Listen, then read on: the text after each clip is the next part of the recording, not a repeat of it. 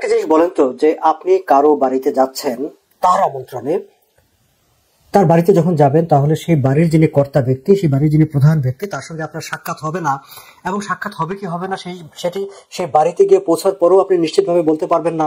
এটি কেমন করা হয়? ডক্টর ইউনূস লন্ডনে গিয়ে পৌঁছেছেন এবং সেখানে পৌঁছার পর তার প্রেস সেক্রেটারি সাংবাদিকদের যেসব তথ্যগুলো জানাচ্ছেন তা থেকে মনে হয় যে তারা কি জাস্ট প্লেনে চড়ে লন্ডনে এসেছেন এবং গিয়ে ভেবেছেন ওখানে গিয়ে বলবেন যে আমরা এসেছি, আপনি আমাদেরকে সময় দেন। যারা বিদেশে থাকেন, ব্রিটিশ প্রাইম মিনিস্টারের কথা বাদ দিই, বিদেশের জীবনযাপন সম্পর্কে যাদের ধারণা আছে, যারা জানেন, তারা এটুকু জানেন যে বিদেশে এমনকি যারা একেবারে খুব সাধারণ কাজ করেন তারাও অন্য কারোর সঙ্গে দেখা সাক্ষাৎ করার জন্য হুট করে তার বাড়ি থেকে পৌঁছে চলে যান না। তার আগে ফোন করেন, জানতে চান কোন সময়টায় তিনি ফ্রি থাকবেন, কোন সময়টা সাক্ষাতের জন্য উপযুক্ত। এমনকি আজকাল টেলিফোনে কথা বলার সময় তো জেনে নেওয়া হয় যে আপনি ফ্রি আছেন কিনা, কথা বলতে পারে কিনা। সেখানে একটি দেশের সরকার প্রধান আরেকটি দেশের সরকার প্রধানের সঙ্গে কথা বলবেন, সাক্ষাৎ করবেন, দ্বিপাক্ষিক বৈঠক করবেন, সেটি তো প্রি স্কেজুয়াল হবার কথা, আগে থেকে ঠিকঠাক হয়ে যাবার কথা। এবং এই কাজগুলো করার কথা হচ্ছে ঢাকার ফরেন অফিসের। তাহলে ঢাকার ফরেন অফিসকে এই বিষয়টাতে ইনভলভ নেই? প্রেস সেক্রেটারি কি সবকিছু দেখেন? বা ঢাকার ফরেন অফিস, লন্ডনে বাংলাদেশের যে কূটনৈতিক মিশন আছে তারা মিলে ব্রিটিশ ফরেন অফিসের সঙ্গে কি এই বিষয় নিয়ে কোনো আগে থেকে যোগাযোগ করা হয় নাই? এবং যোগাযোগ করা হয়ে থাকলে তো তাদের জানবারই কথা যে এই সময় ব্রিটিশ প্রধানমন্ত্রী কতটা ব্যস্ত থাকবেন, যে তার আগামী 15 তারিখ থেকে 17 তারিখ G7 সম্মেলন অনুষ্ঠিত হবে এবং G7 ভুক্ত একটি দেশ হিসেবে তারও সেখানে ভূমিকা আছে। ফলে এই সময় আসলে ডক্টর ইউনূসের সঙ্গে বৈঠক মানে তাকে সময় দেওয়া সম্ভব কি সম্ভব না, সেটি তো ঢাকায় থাকতে জেনে যাবার কথা। আমার ধারণা জেনেও গেছেন তারা হয়তো সেটি বলতেই চাইছেন না বা আমাদেরকে জানাতেই চাচ্ছেন না। এই বিষয়টি নিয়ে সাংবাদিকদের সঙ্গে লন্ডনে প্রেস সচিব শফিক সাহেব যে কথাগুলো বলেছেন, সেটি আমার কাছে মনে হচ্ছে যে একটা খুবই সুপার ডুপার কি বলবো, একটা হিট কমেডি সিরিজের কোনো ডায়লগের মতো। আমি যদি bdnews24.com থেকে তার বক্তব্যটুকু পড়ে শুনে আপনাদেরকে, আমরা যতটা জানতে পারছি কেন রে ভাই, আপনি তো ঢাকা থেকে জেনে যাবেন, জেনে থাকবেন, আর এটা আপনার ফরেন অফিস আপনাকে জানাবে। আমরা যতটা জানতে পারছি তা হলো তিনি সম্ভবত কানাডায় আছেন। তার মানে কি? তিনি সম্ভবত কেন কানাডায় থাকবেন? তিনি কানাডায় থাকলে আপনি নিশ্চিতভাবে জানবেন যে তিনি এই সময়টা কানাডায় নেই, তিনি এই সময়টা কানাডায় আছেন, লন্ডনে নেই বা যুক্তরাজ্যে নেই। আচ্ছা, কানাডায় ভিজিট করছেন।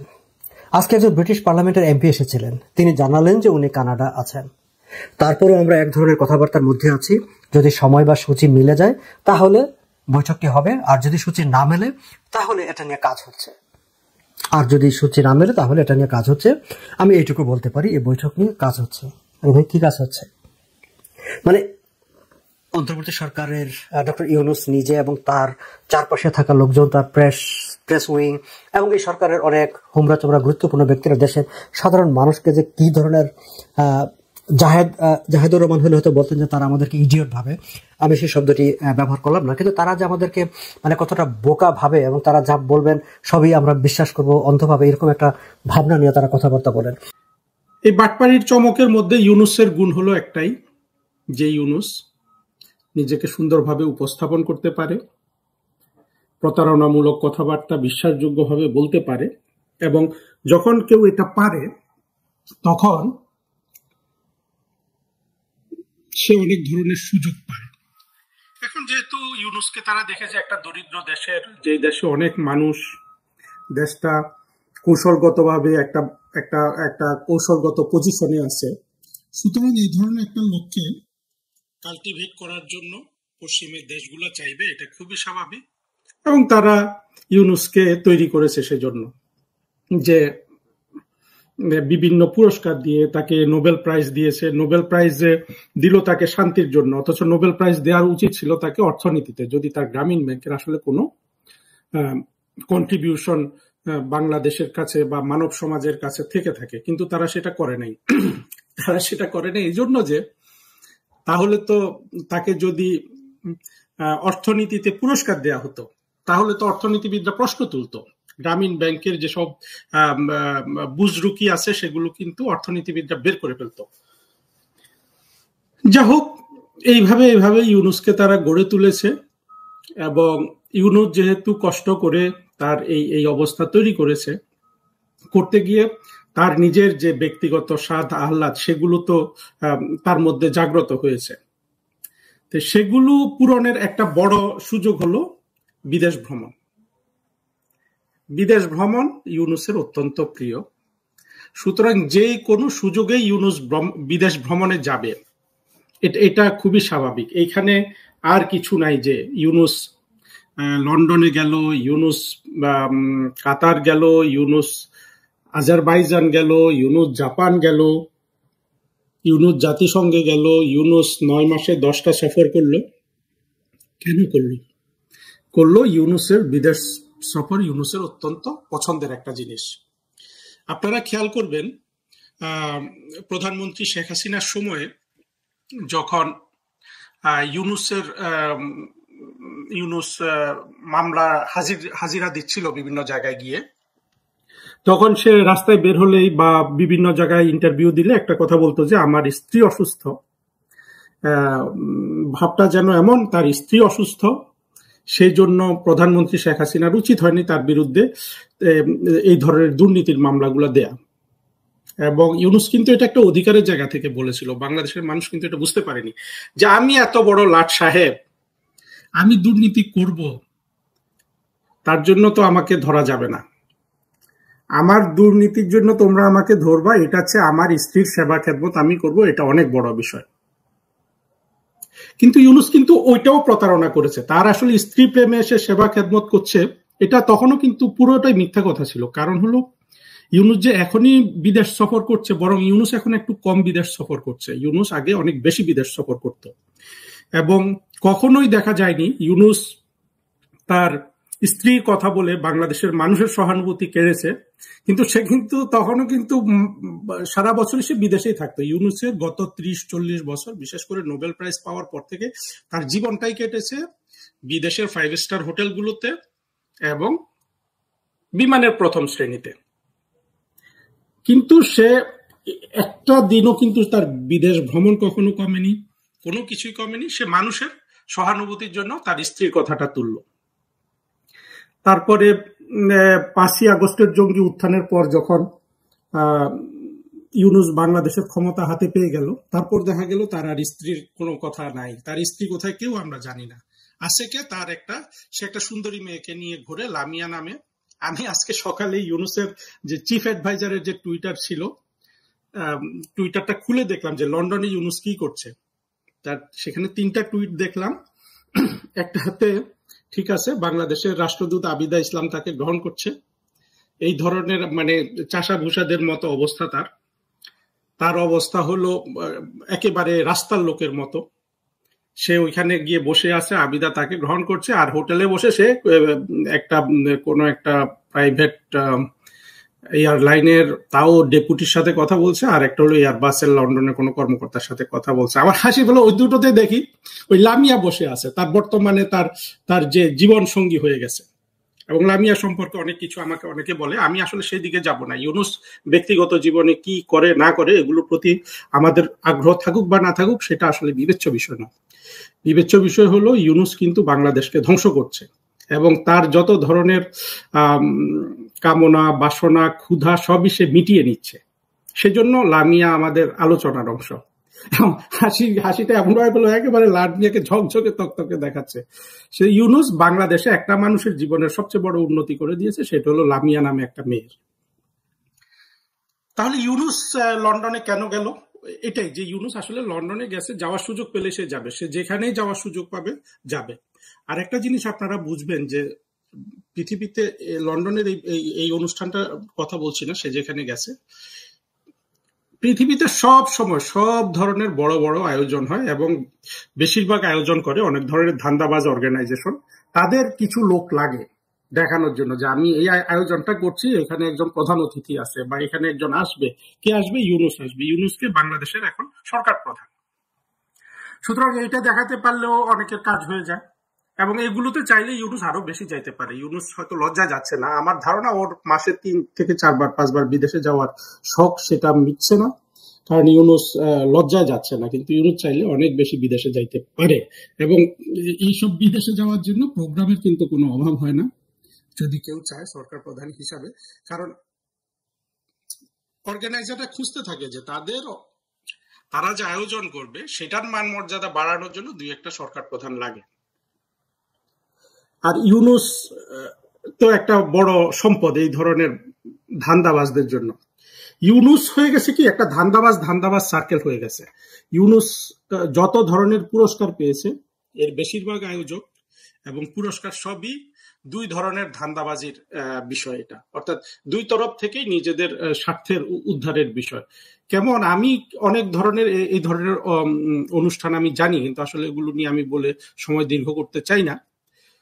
প্রথম কথা হলো ইউনূস বিদেশে যায় তার তার তার নিজের যে খায়েশ, তার যে জীবনের যেসব তার তার ভোগ বিলাস আছে সেগুলো পূরণ করার জন্য।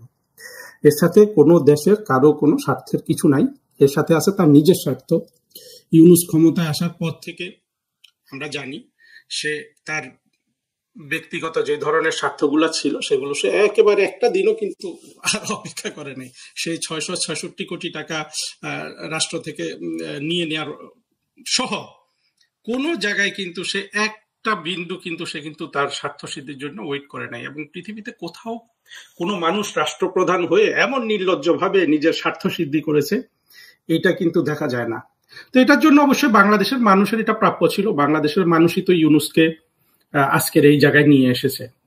ইউনূস নোবেল প্রাইজ পেয়েছে, কি জন্য পেল, কিভাবে পেল, ইউনূসের কি যোগ্যতা, এটা বাংলাদেশের মানুষ দেখেনি। ঠিক আছে, একটা দরিদ্র দেশের মানুষ, একটা অশিক্ষিত জনগোষ্ঠীর মধ্যে কেউ যদি এরকম একটা পুরস্কার পায় তাহলে সেটা দেখার আসলে দরকার নাই। সেটাকে অবশ্যই সেটাকে সেলিব্রেট করার বিষয় থাকা উচিত। কিন্তু যেই ব্যক্তি সেটা পায় তাকে তো ন্যূনতম মানুষের প্রতি দায়িত্বশীল হতে হবে। ইউনূসের কিন্তু মানুষের প্রতি কোনো দায়িত্বশীলতা নাই, জনগণের প্রতি কোনো দায়িত্বশীলতা নাই। সে তার পুরো জিনিসটা ব্যবহার করে তার নিজের উন্নতির জন্য। তো ইউনূস হয়তো আরেকটা কারণে যেতে পারে, তারেক জিয়ার সাথে কথা বলে তার এক্সিটের যে প্ল্যান সেটা সে বাস্তবায়ন করতে পারে বা চেষ্টা করতে পারে। কারণ ইউনূস এবং জঙ্গিরা যে অপরাধ করে বসে আছে সেটা তো আসলে মৃত্যুদণ্ড ছাড়া আর কোনো ধরনের বিচারের রায় তো এটা হবে না। সুতরাং ইউনূস নিশ্চয়ই জানে যে তাকে এই বিচারের মুখোমুখি অবশ্যই হতে হবে। কারণ এত বড় অপরাধ তো বাংলাদেশের কোনো মানুষ করে নাই। কিন্তু রাজনৈতিকভাবে বাংলাদেশে যতগুলো অপরাধ আছে, ফারুকরা এবং বঙ্গবন্ধুর হত্যাকারীরা সহ, তাদের অপরাধের চেয়ে ইউনূসের অপরাধ কিন্তু কোনোভাবেই কম নয়। ফারুক, রশিদ এরা বঙ্গবন্ধুকে হত্যা করেছে, আর ইউনূসের এই জঙ্গি উত্থানেও কিন্তু অনেক হত্যাকাণ্ড জড়িত। এবং তারা বেছে বেছে বুঝে শুনে জুলাই আগস্টে হত্যাকাণ্ড করেছে। তারপরে 5 আগস্টের পর থেকে কত অসংখ্য মানুষ পুলিশ তারা মেরে ফেলেছে এবং মব করে। তো এগুলো সবকিছু এবং সংবিধানকে লঙ্ঘন করে রাষ্ট্রের ক্ষমতা জবরদখল করা জঙ্গিদের মাধ্যমে, এগুলো সবই মৃত্যুদণ্ডযোগ্য অপরাধ। কাজে ইউনূসের নিশ্চিতভাবে কোনো না কোনো জায়গায় সে বুঝতে পারছে যে তার জন্য একটা তার যে সেফ এক্সিট বলে, অর্থাৎ তার নিরাপত্তা, তার বেঁচে থাকা, এগুলোর জন্য তাকে এখনই তাকে সুযোগ খুঁজতে হবে। কিন্তু সেটা আসলে ইউনূসের পক্ষে সম্ভব নয়। এই জন্য যে ইউনূস কোনো ধরনের ভিত্তি কিন্তু তৈরি করেনি। পুরো জিনিসটা হয়েছে একটা মিথ্যার মাধ্যমে। প্রথমে জঙ্গিরা আসলো মাঠে যে কোটা বৈষম্য এগুলা ঠিক করতে হবে, এবং সেটাও একটা প্রতারণা। তারা এমন সময় কোটার বিরুদ্ধে আন্দোলন করলো যখন কোটাই নেই রাষ্ট্রের মধ্যে। তারপরে তারা বৈষম্য বিরোধী আন্দোলন করলো, কিন্তু দেখা গেল যে এটা ছিল মূলত একটা সরকার বিরোধী আন্দোলন এবং সরকার পতনের আন্দোলন এবং ষড়যন্ত্রমূলক আন্দোলন। কিন্তু আওয়ামী লীগ সরকার, হ্যাঁ, এটা তারা কেন মোকাবেলা করতে পারেনি? এর মধ্যে আমার মনে হয় তারা নিজেরাই আওয়ামী লীগ সরকারের বিরুদ্ধে যেসব অপপ্রচারে জঙ্গিরা নেমেছিল একেবারে অর্গানাইজড ওয়েতে, সেই অপপ্রচার দ্বারা তারা নিজেরাই কিন্তু অপপ্রচার তাদের নিজের কেউ কিন্তু গ্রাস করে ফেলেছিল। ফলে তাদের মাথায় বুদ্ধি শুদ্ধিগুলো সব নষ্ট হয়ে গিয়েছিল। আর হ্যাঁ, ডিপ স্টেট বলে আমেরিকা আছে, এগুলো তো থাকেই। এগুলো কিন্তু কখনোই একটা দরিদ্র দেশের থেকে এই ধরনের প্রভাব এবং এই ধরনের ষড়যন্ত্র যাবে না যতক্ষণ না মানুষ সবাই রাজনৈতিকভাবে একমুখী হবে। কিন্তু বাংলাদেশ তো রাজনৈতিকভাবে বিভক্ত, স্বাধীনতা বিরোধী এবং স্বাধীনতা পক্ষের শক্তি। মুক্তিযুদ্ধের পক্ষের শক্তি, মুক্তিযুদ্ধের বিরোধী শক্তি। মুক্তিযুদ্ধের পক্ষের শক্তি আছে ইতিহাসের পক্ষে, মুক্তিযুদ্ধের বিরোধী শক্তি আছে ইতিহাসের বিরুদ্ধে। তো এই দুইটা যখন প্রায় সমান সমান দুইটা প্যারালাল শক্তি কোনো দেশে থাকে, সেই দেশে সব ধরনের বিদেশি ষড়যন্ত্র কার্যকর থাকবে। তো এই ধরনের ষড়যন্ত্রের বিরুদ্ধে দাঁড়াতে পারা, মেধা দিয়ে সেগুলোকে মোকাবেলা করতে পারা, বুদ্ধি দিয়ে, কূটনীতি দিয়ে, সেটাই তো করা উচিত ছিল। কিন্তু আওয়ামী লীগ সরকার এই জায়গাগুলো ভালোভাবে করতে পারেনি। ফলে আওয়ামী লীগ সরকার পড়লো, সাথে সাথে বাংলাদেশও পড়লো। কি হলো আজকে বাংলাদেশের? জঙ্গিরা যদি বাংলাদেশের কোনো ধরনের উন্নতি করতে পারতো তাহলে হয়তো বাংলাদেশের মানুষের জন্য একটা সান্ত্বনা ছিল। কিন্তু এটা পৃথিবীর কোথাও হয়নি যে জঙ্গিরা আসলো, ক্ষমতা দখল করলো একটা দেশে, আর সেই দেশের যে সাধারণ মানুষ আছে তাদের জীবনযাত্রার মান বৃদ্ধি পেল, তাদের শান্তি বাড়লো, তাদের নিরাপত্তা বাড়লো, তাদের দেশের উন্নতি হলো। এই কাজগুলো ইসলামিক মৌলবাদীরা একেবারেই পারে না।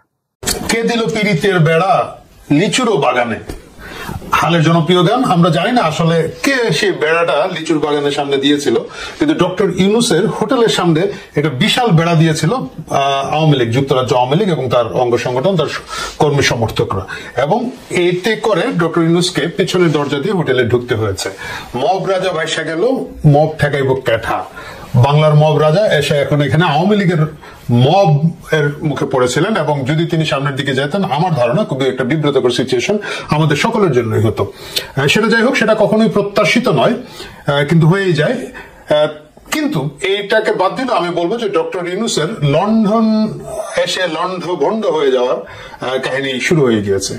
প্রথমেই দেখতে হবে যে ডক্টর মোহাম্মদ ইউনূস এসে পৌঁছালেন যুক্তরাজ্যে। আমরা আসার আগে অনেক বড় বড় কথা শুনলাম যে তিনি এখানে আসতেছেন রাজার একটা অ্যাওয়ার্ড নেওয়ার জন্য, যেটাকে হারমোনি অ্যাওয়ার্ড বলা হচ্ছে। এটা ব্রিটিশ রাজ পরিবারের কোনো ঐতিহ্যবাহী কিছু নয়, এটা হচ্ছে গত বছর চালু হওয়া একটা অ্যাওয়ার্ড। সেটা এই বছর অনেককে দেওয়া হবে, এর মধ্যে একটা দেওয়া হবে ডক্টর মোহাম্মদ ইউনূসকে।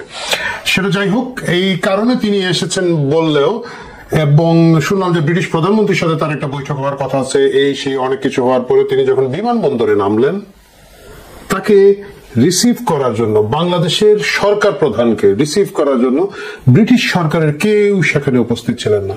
এটা খুবই দুর্ভাগ্যজনক একটা ঘটনা। এটা আমি জানি না কূটনীতির ভাষায় এটাকে কিভাবে দেখা যেতে পারে।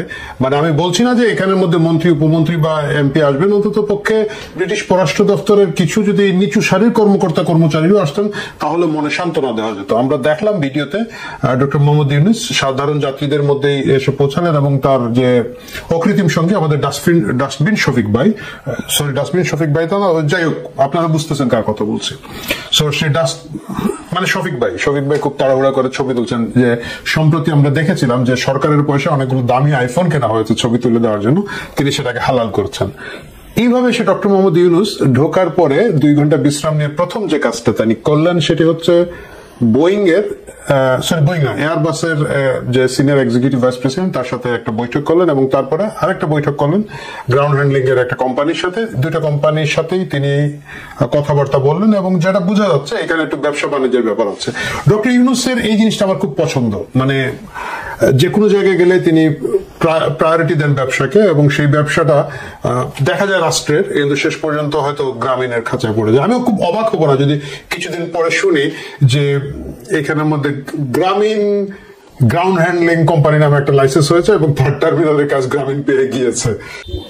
এই যে শব্দগুলো, এই যে বাক্যগুলো আমাদের জন্য কতটা অপমানজনক, কতটা অবমাননাকর হচ্ছে না, হবে না সেটা ভিন্ন জিনিস, তার নর্মাল ব্যাখ্যা দেওয়া যেতে পারে। কিন্তু এই যে অনেক কিছু হাইড করতে গিয়ে যে আপত্তিকর বিষয়গুলো বেরিয়ে আসে, তিনি বলেন কি সম্ভবত উনি কানাডায় আছেন, এটা সরকারি সফর। বাংলাদেশের সরকারের প্রধান গেছেন যুক্তরাজ্যের সফরে, এখানে সম্ভবত, বোধ হয়, হতে পারে, এই শব্দগুলো কেন আসবে? আর যে দেশ সফরে গেছেন সেই দেশের প্রধানমন্ত্রী কোথায় আছেন উনি নিশ্চিত নন। আবার কি বলছেন, এক পার্লামেন্টারি এমপি এসেছিলেন, তিনি বললেন যদি এটি সরকারি সফর হয়ে থাকে একজন পার্লামেন্টারিয়ান বা একজন এমপির কাছ থেকে কেন এই তথ্য জানতে হবে? এটা তো সরকারের পক্ষ থেকে বলা হচ্ছিল যে এটি সরকারি সফর। কেন এইভাবে আগ বাড়িয়ে ডক্টর মোহাম্মদ ইউনূসকে বিশাল উচ্চতায় উঠাতে গিয়ে আবার ঠাপাস করে একবারে মাটির সাথে মিশিয়ে দেওয়া হচ্ছে, বা তিনি নিজে মাটির সাথে মিশে যাচ্ছেন? কতটা অকূটনৈতিক সুলভ এই শব্দগুলো, এই আচরণগুলো। ব্রিটেনের এই মুহূর্তের অন্যতম একজন রাজনৈতিক বিশ্লেষক ক্রিস ব্ল্যাকবার্ন, তিনি ডক্টর মোহাম্মদ ইউনূস যুক্তরাজ্য সফরের আগেই একটি আর্টিকেল লিখেছেন, মন্তব্য প্রতিবেদন লিখেছেন। সেখানে স্টারমার যাতে ডক্টর মোহাম্মদ ইউনূসের সঙ্গে সাক্ষাৎ না করেন, কোন ধরনের বৈঠকে না বসেন, সেই বিষয়ে তিনি নানান ধরনের যুক্তি বিশ্লেষণ ধরে আহ্বান জানিয়েছেন যেন তার সাথে কোনো বৈঠক না হয়। এবং তিনি যে কারণগুলো উপস্থাপন করেছেন, এটি কি ব্রিটেনের প্রধানমন্ত্রীর সাক্ষাতের মূল কারণ আমরা জানি না, তবে এই ধরনের একটি মন্তব্য প্রতিবেদন লেখা হয়েছে। আমি অংশ বিশেষ আপনাদের বলছি, মূল অংশটা। তিনি বলছেন, যখন একজন রাজনৈতিক নেতা বা সরকার বা রাষ্ট্রপ্রধান অন্য কোন রাষ্ট্রের সরকার প্রধান বা রাষ্ট্রপ্রধান বা সরকার প্রধানের সঙ্গে বৈঠকে বসেন, এটা কেবল দ্বিপাক্ষিক কোনো সম্পর্কের জায়গা থেকে নয়, বরং শাসন ব্যবস্থার ভিত্তি হিসেবে ব্যবহৃত মূল্যবোধ এবং নীতি সম্পর্কে একটি স্পষ্ট বার্তা দেয়। বার্তাটা কি? তিনি বলছেন যে সম্ভবত ইউনূসের তত্ত্বাবধানে সবচেয়ে ভয়ঙ্কর ঘটনা হলো ভিন্ন মতের কণ্ঠ রোধ করা, মানে শুধু এটিই নয়, এটি চরমপন্থার নীরব আলিঙ্গন। একসময় বাংলাদেশের রাজনীতির প্রান্তে ঠেলে দেওয়া ইসলামপন্থী কট্টরপন্থীরা এখন শক্তির সাথে পুনরায়, মানে পূর্ণমাত্রার শক্তির সাথে পুনরায় আবির্ভূত হচ্ছে। আপনারা জানেন যে নিউ ইয়র্ক টাইমস বাংলাদেশে যে মৌলবাদদের উত্থানের একটি উর্বর ভূমিতে পরিণত হয়েছে বা সুযোগ তৈরি হয়েছে এই দেশে, সেটি সম্পর্কে একটি প্রতিবেদন দেওয়া হয়েছে, যথেষ্ট সাড়া ফেলেছিল বাংলাদেশে এবং আন্তর্জাতিক বিভিন্ন অঙ্গনে। তিনি বলছেন, নিউ ইয়র্ক টাইমসের সেই প্রতিবেদনের রেফারেন্স দিয়ে, এই প্রতিবেদন অনুসারে এই গোষ্ঠীগুলো কঠোর ধর্মীয় নীতি আরোপ করছে, শিল্পী, কর্মী এবং নারীদের হুমকি দিচ্ছে এবং দেশটি যে ধর্মনিরপেক্ষ ভিত্তির উপর প্রতিষ্ঠিত ছিল তা ধ্বংস করছে। ইউনূসের প্রশাসন তাদের অন্য জায়গা করে দিচ্ছে বলে মনে হচ্ছে।